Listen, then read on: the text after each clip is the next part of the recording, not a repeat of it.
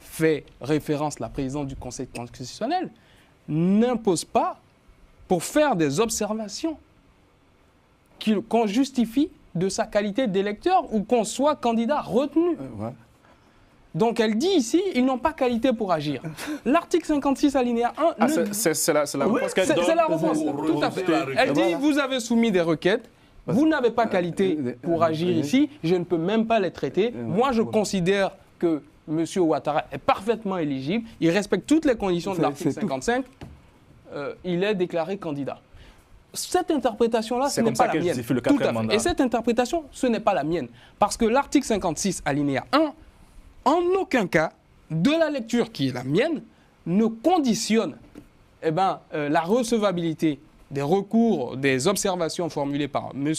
Thiam et Laurent Gbagbo à la recevabilité de leur candidature in fine. Donc pour moi, il y a un problème sur cet article 56, alinéa 1.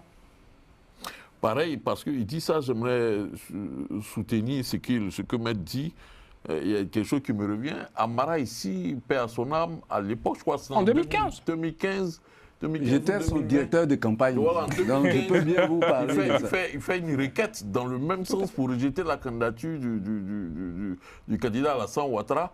Pourtant, il n'était pas électeur et sa requête avait été... reçue. Sa requête avait été reçue, examinée.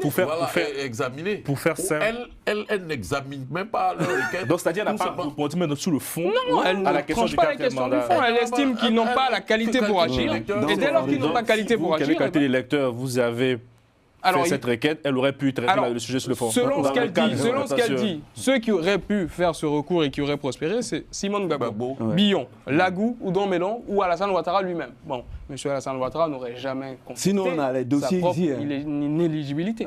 L'observation, là. Il n'a jamais renoncé à sa Pourquoi, à mon avis, nationalité. elle aurait pu faire simple, elle aurait pu se fonder sur une jurisprudence, sa dernière décision du Conseil constitutionnel de 2020.